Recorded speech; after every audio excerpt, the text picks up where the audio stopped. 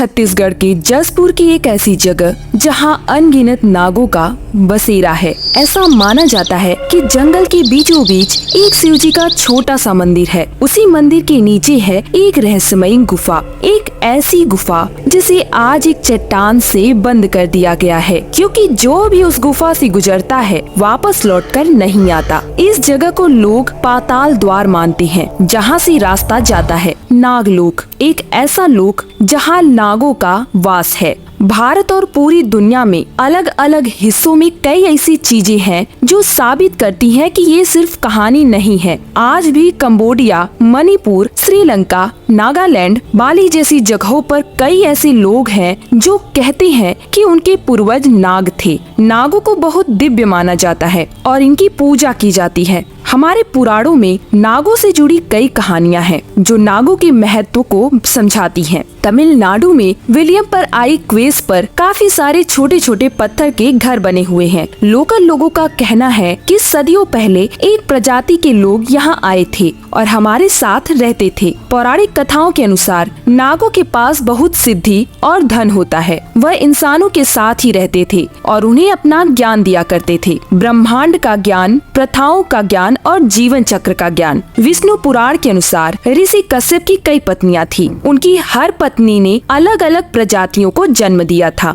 उनकी पत्नी अदिति ने देवताओं को जन्म दिया था। उनकी एक पत्नी से असुरों का जन्म हुआ था तो एक से पेड़ पौधों का। ऋषि कश्यप की पत्नियों में से देवी कद्रू को नागों का माता माना जाता है। अथर्व वेद में कहा गया है कि नाग प्रकृति के रक्षक होते हैं। वह नागलोक में वास करते हैं जहाँ सूरज की रोशनी नहीं पहुँचती, पर उनकी मणि की चमक से सारा लोक जगमगाता रहता है। महाभारत के संभवत पर्व के अनुसार एक बार दुर्योधन ने गंगा के तट पर एक शिविर लगवाया। वहाँ कुश्ती, निशानेबाजी जैसी अलग अलग खेलों का आयोजन किया गया, पर हर खेल में भीम बड़ी ही आसानी से सभी कौरवों को हरा देते थे। यह बात दुर्योधन को बहुत खटक रही। वह भीम से जलने लगा, उसे घृणा करने लगा और इसी के चलते उसने एक षड्यंत्र रचा। उसे पता था भीम खाने का शौकीन है। उसने भीम के खाने में जहर मिला दिया, जिसे खाने के कुछ समय बाद ही उसकी मृत्यु हो गई। इसके बाद दुर्योधन ने उन्हें नदी में फेंक दिया। इस कहानी के अनुसार तब नाग ही थे जिन्होंने उनकी जान बचाई। वह उन्हें नागलोक ले गए, जहां उनके नागराज वासुकी ने 1000 हाथियों के बल का वरदान दिया और भीम और भी ज्यादा शक्तिशाली बन गए। इसके अलावा जब महाभारत के युद्ध में अर्जुन ने पितामह भीष्म को बाणों की सैया पर लिटा दिया था,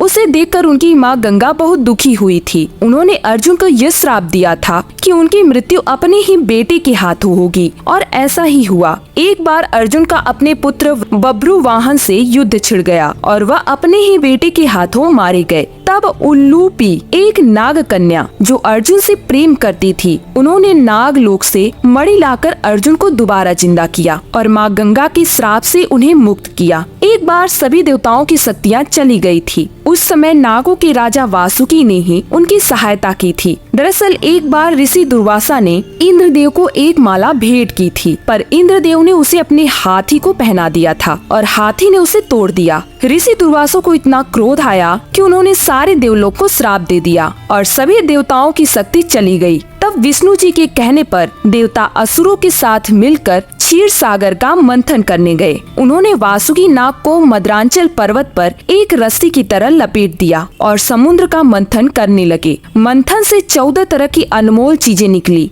उन सबसे अनमोल था अमृत। इस अमृत से देवताओं को उनकी शक्तियाँ वापस मिल गई और जो विष निकला था, शिव जी के साथ साथ वासुकी ने भी उसे पी लिया। इसी से प्रसन्न होकर शिव जी ने वासुकी को अपने गले में पहना। वासुकी को अपने गले में पहनकर महादेव ने उसे समय के चक्र से मुक्त कर दिया। इसीलिए आज वासुकी को समय का रक्षक भी कहा जाता है। ऐसा माना जाता है कि शेषनाग दुनिया के निर्माण की नींव रखते हैं और संसार के खत्म हो जाने के बाद सिर्फ वो ही बचते हैं जो फिर से निर्माण की शुरुआत करते हैं। इसीलिए उन्हें अनंत भी कहा जाता है। भागवत पुराण के अनुसार एक बार शेषनाग अपने भाइयों के बुरे कर्मों से परेशान होकर उन्हें छोड़ हिमालय पर तप में लीन हो गए। जब ब्रह्मा जी ने उन्हें कठिन तपस्या करते हुए देखा, इसका कारण पूछा, तो शेषनाग ने जवाब दिया कि वे अपने भाइयों की बुरी संगति से दूर रहना चाहते हैं और मानव जाति के भले के लिए कुछ करना चाहते हैं। शेषनाग की बातें सुनकर ब्रह्मा जी प्रसन्न हुए और उन्होंने शेषनाग को वरदान दिया। उन्होंने कहा कि धरती अपने पहाड़ों, जंगलों, समुद्र आदि के कारण बहुत असंतुलित है और हिलती रहती है, इसीलिए शेषनाग धरती को अपने फन पर उठा ले ताकि धरती का संतुलन बना रहे। शेषनाग ने ऐसा ही किया। वह धरती के नीचे पाताल लोक में चले गए और धरती को अपने फन पर उठा लिया।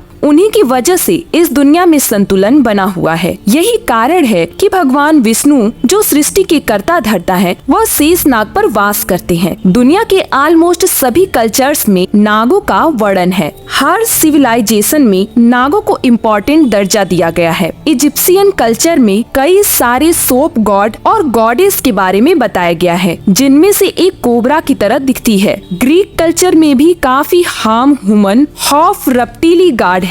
माना जाता है कि चाइना में ड्रैगन का इवोल्यूशन भी नागों से ही हुआ था। इसी के साथ America, Australian, Asian, Islamic, African, Mexican और भी कई सारे कल्चर्स किसी न किसी तरीके से नागों का इम्पोर्टेंस देते हैं। कुछ लोगों का मानना है कि नागों ने ही पृथ्वी पर मानव सभ्यता की शुरुआत की थी। उनका कहना है कि नाग ही सबसे पहले रूलर हुआ करते थे। नागों को बहुत बुद्धिमान माना जाता है। ऐसा माना जाता है कि नाग स्पिरिचुअल एनर्जी से अट्रैक्ट होते हैं। लेकिन कई कल्चर्स और हमारी मूवीज में भी नागों को एक निगेटिव रूप में दिखाया जाता है। जलन की भावना रखने वाले और बदला लेने वाले जीवों की तरह दिखाया जाता है। क्रिश्चियनिटी में तो नागों को इविल और डिस्ट्रक्शन का सिंबल माना जाता है। एक ऐसी प्रजाति जो आधी इंसान है और आधी रप्टिली, किसी अपर बॉडी इंसान की है और लोअर बॉडी एक नाग की, किसी का सिर्फ सर नाग का है और शरीर इंसानों का। ऐसे कई अलग अलग तरीकों से नागों को दिखाया जाता है।